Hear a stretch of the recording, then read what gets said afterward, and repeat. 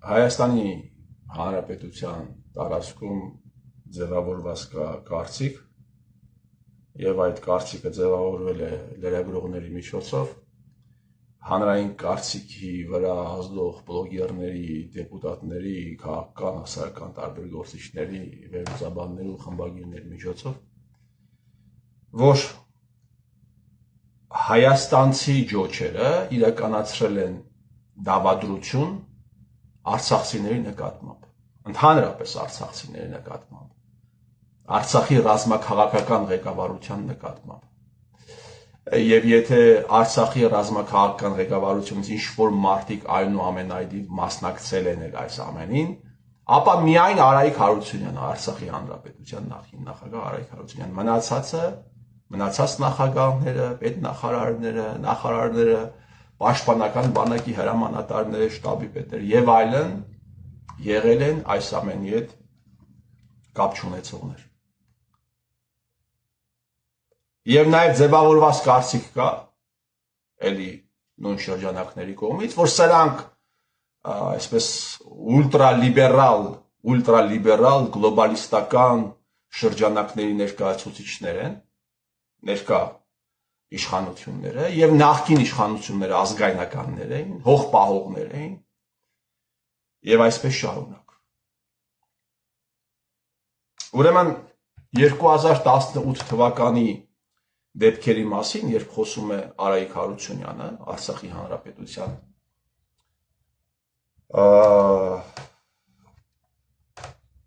նախագահը, 18 թվականի դեպքերի մասին է խոսում, հարցազրույց է տալիս Թաթուլ Հակոբյանին, ասում է հետևյալը. մոտավորապես է մեջբերում, համացանցում կա այդ հարցազրույցը, ասում է, ոչինչ, որ մենք գիտենք, ոչինչ, որ մենք մասնակցել ենք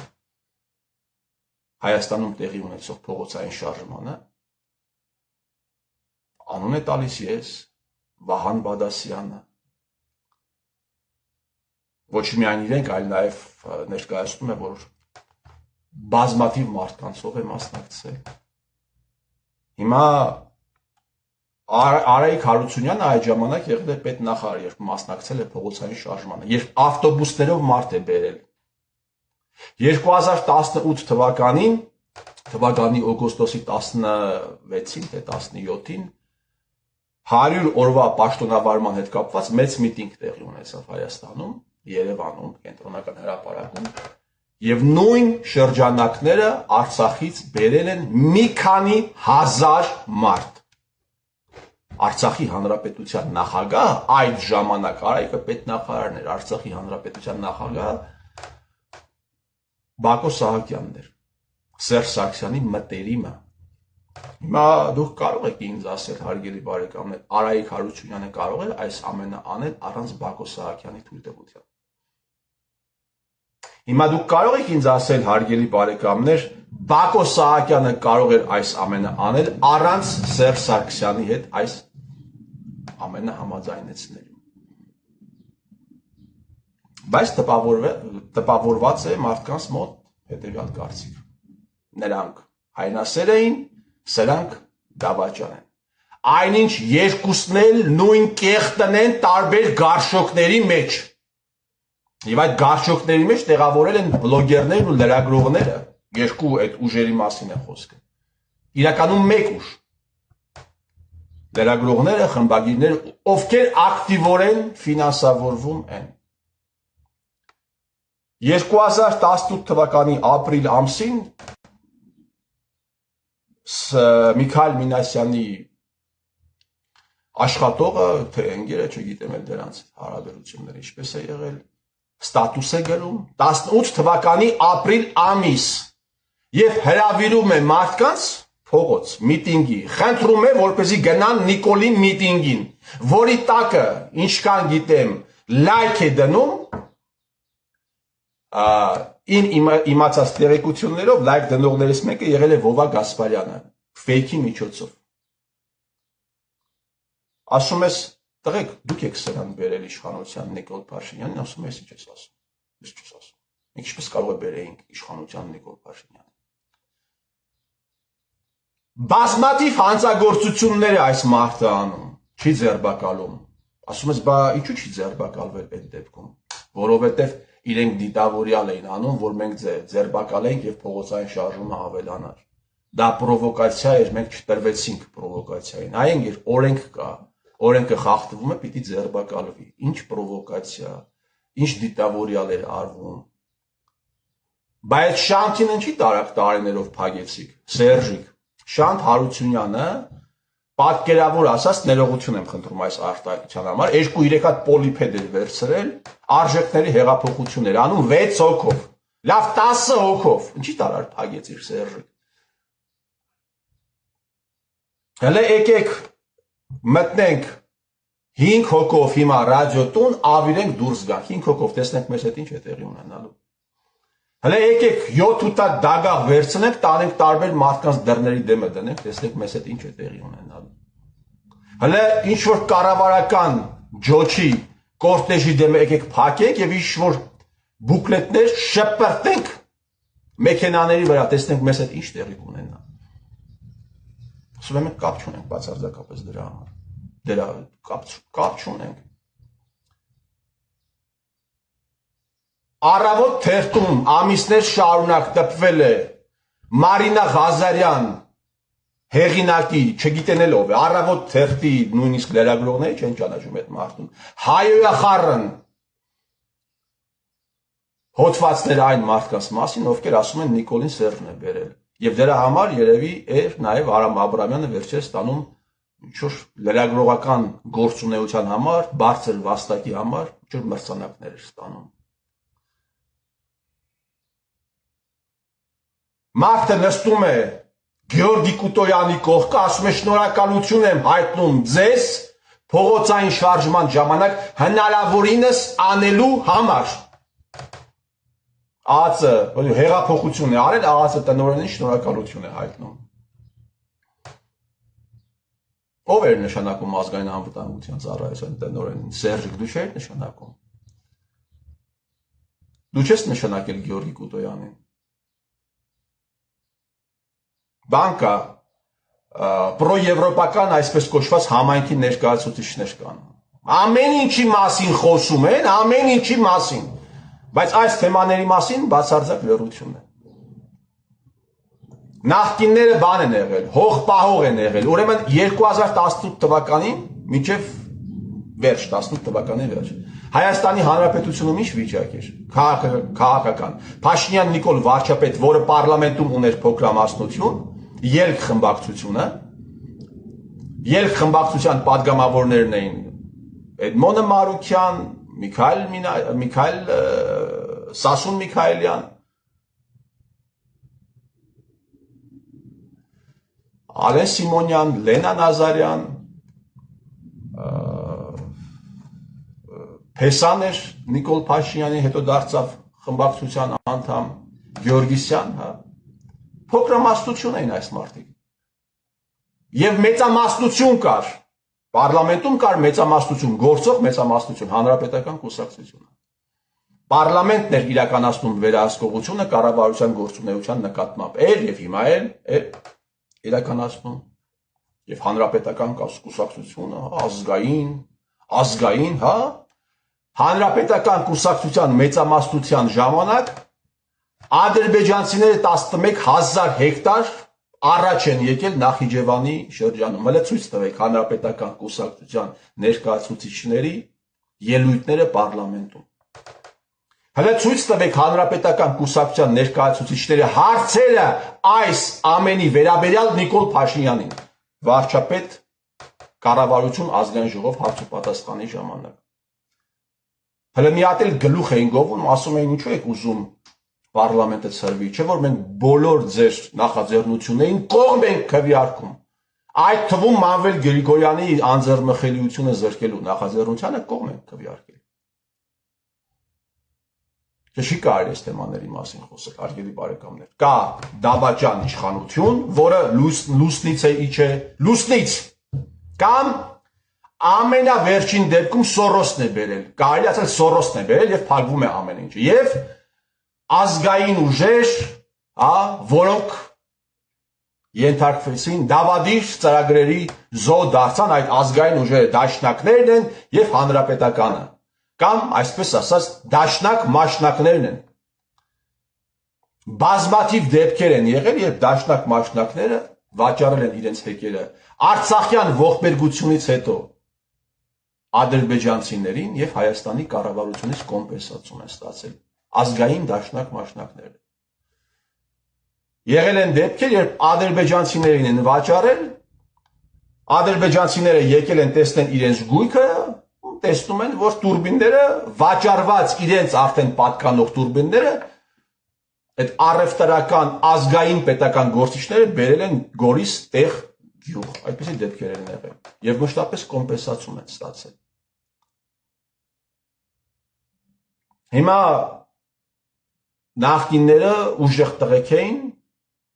շատ ուժեղ տղեկ էին, բայց այսքան դավադրություն է տեղի ունեցել, այդ նախկինների ձենը ինչու դուրս չի գալիս։ Օգանովսկին ուժեղ տղա է, քանի միլիոն դոլար է Օգանովսկու հետ աֆիլացված կազմակերպությունները Արցախյան ողբերգությունից հետո քանի միլիոն դոլարի վարկեր եւ փոխառություններ են ունեցել, որը ջրվել է այս կառավարության ձեռքով։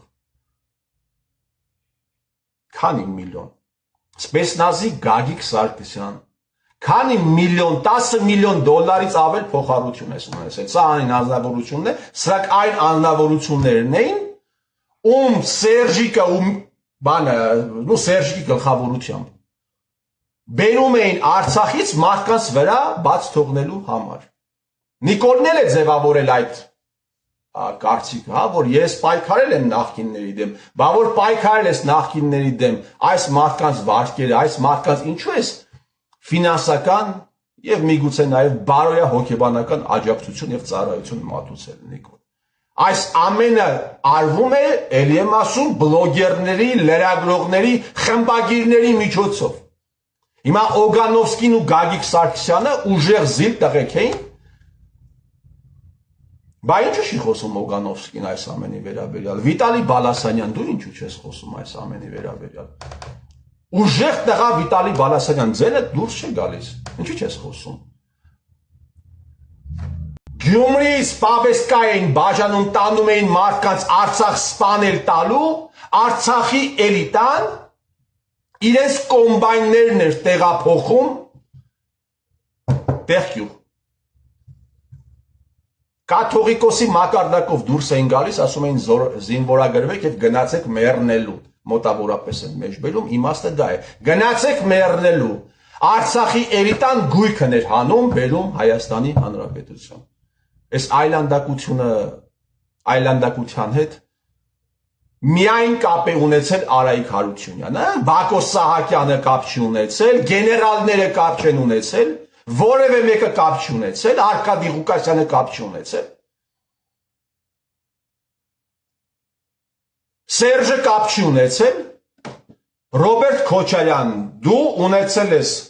մեծ խմբակցություն, որի վերահսկողության ներքո տեղի են ունեցել մեծագույն աղետներ։ Խմբակցության այդ անդամները ծպտուն չեն անել, Ռոբերտ Քոչարյան, դու մինչև վերջերս Տաղուտ հետ խոսում ես հեղափոխության մասին։ Դու կապ չունես այս ամենի հետ, եթե կապ չունես, ուրեմն դու անմեղ սունակ ես։ Եթե դու կասես, որ ես կապ չունեմ եւ ես չունեմ բացարձակապես որևէ պատասխանատվություն, դու անմեղ սունակ ես։ Դաշնակը իր հեկը վաճառել է ադրբեջանցուն ստեղից կոմպենսացիոն ստացել, դու երկու անգամ դաշինք ես կազմում դաշնակ հետ, դու այս ամենի հետ կապ չունես։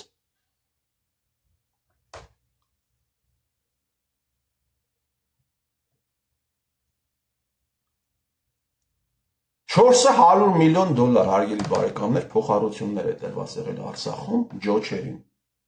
Այդ գումարները ջրվել է։ Օրինակ Հովիկ Աբրահամյանի որդին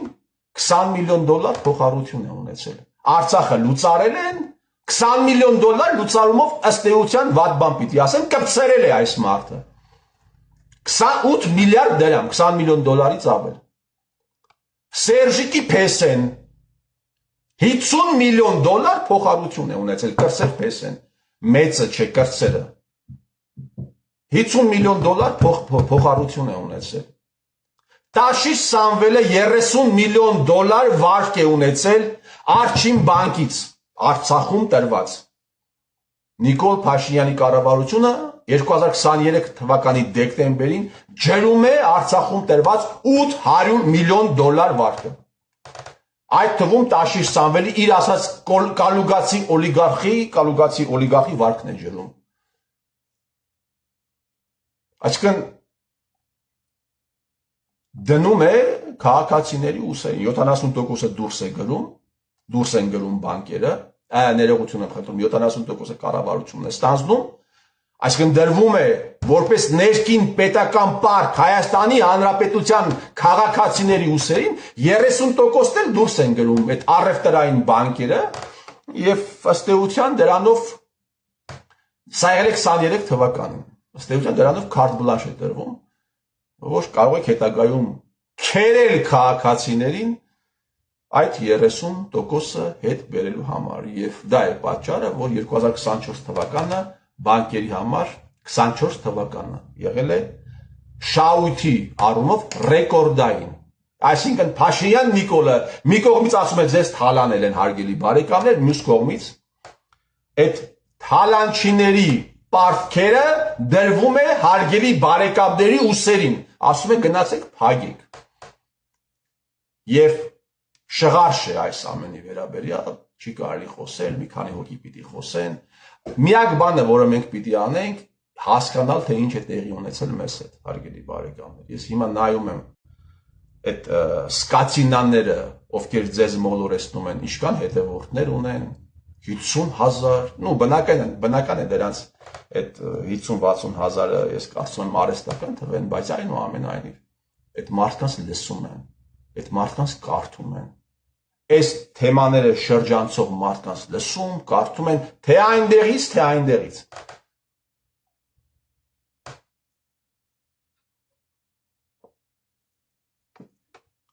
Սերժ այս ամենի գլխավոր կազմակերպիչը դու ես այս ամենը դու ես կազմակերպել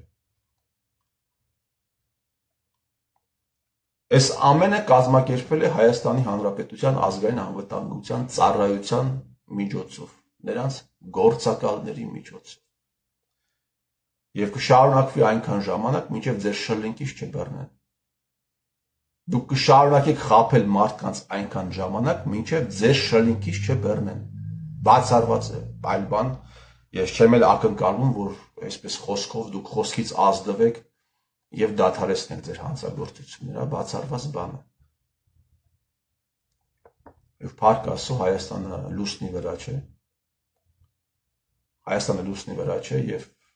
այս ամենը ունենալու է իր ավարտը։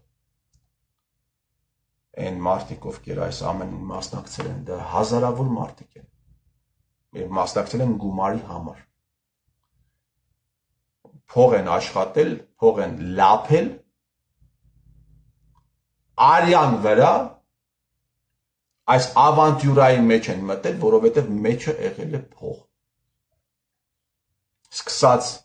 Ավինյան Տիգրաններից, Հրաչյա Հակոբյաններից, Արարատ Միրզոյանի, մարդը ասում է մենք հեղափոխություն ենք եղել, բարձում է ազգային անվտանգության ծառայության գործակալ է։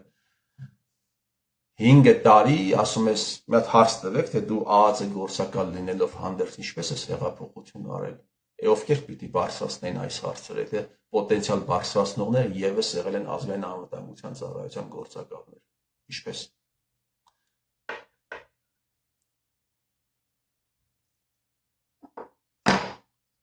Ինչպես պիտի բարձրացնեն։ Իրենց հավաքագրած օպերը թույլ կտա,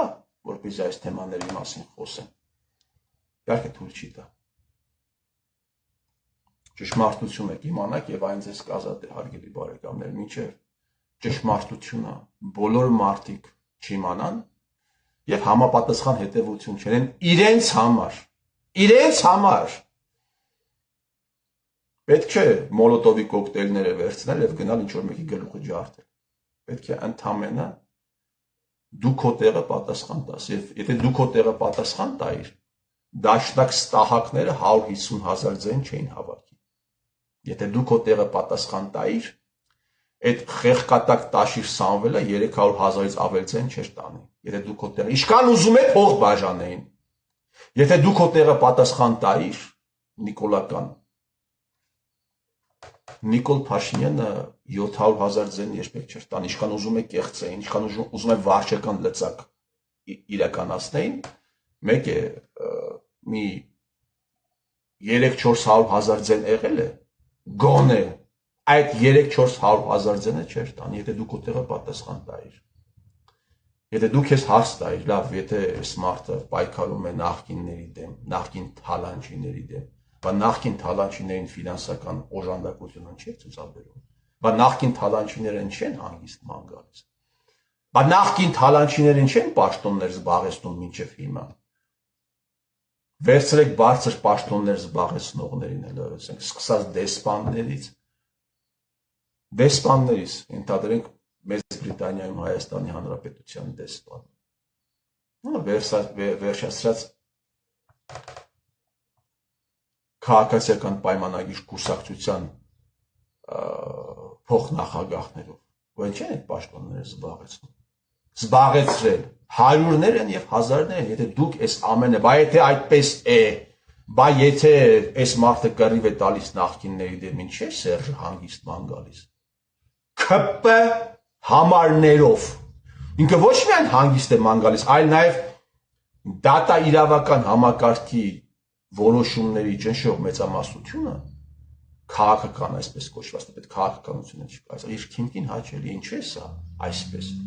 Եթե դուք այս հարցերին փորձեք պատասխանել, Նիկոլը այսքան ձայն չէր տանի երբեք։ Ասում է Արցախը գցել են Նիկոլի գրպանը, նիկոլականների խոսքն է, մերելտուն հարցնիկն դա են ասում։ Արցախը գցեցին Նիկոլի գրպանը։ Այս բանը ասողը եւ հետագայում Նիկոլին ընտրողը ինքը ամորալ ублյուդակ է։ Որովհետեւ եթե Արցախը Նիկոլի գրպանն էին գցել, Նիկոլի գրպանը գցելուց Արցախը առաջ պիտի գցեին այնտեղ նաև իշխանությունը, չէ՞, ըստ ձեզ։ Բայց եթե իշխանությունը Նիկոլի գրպանն են գցել, այսինքն Նիկոլը հեղափոխություն չի արել։ Միլիոնավոր մարդկանց է խաբել, չէ՞, այսինքն։ Դուք այս ամենը գիտակցելով հանդերձ գնում եք Նիկոլ եք ընտրում, ու դուք մտածում եք, որ այս ավանտյուրան, արյունոտ ավանտյուրան պիտի գնա, արյունը պիտի հոսի ջրի նման, եւ դուք պատասխան չեք տալու, դուք բացարձակապես պատասխան չեք տալու, հա։ Վաղը պիտի հելնեք, ասեք դե մենք ինչ անենք, մեզ խաբեցին։ Սաղ Սերժներ, սաղ Նիկոլներ, մենք ինչ անենք։ Մենք մեզ համար նստած հաց ու սոխ ենք ուտում, փող ենք աշխատում։ Հա, չէ, հարգելի բարեկամներ,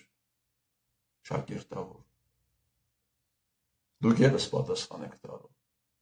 դուք չեք կարողանալու, դուք եւ ձեր սերունդները այս ամենից ազատվել։ Կարող է դատարանի առաջ պատասխան չտալ, բայց դատաստանի առաջ, Աստծո առաջ, բնության առաջ պատասխան կտաք։ Ես ձեր տիրոջ մերը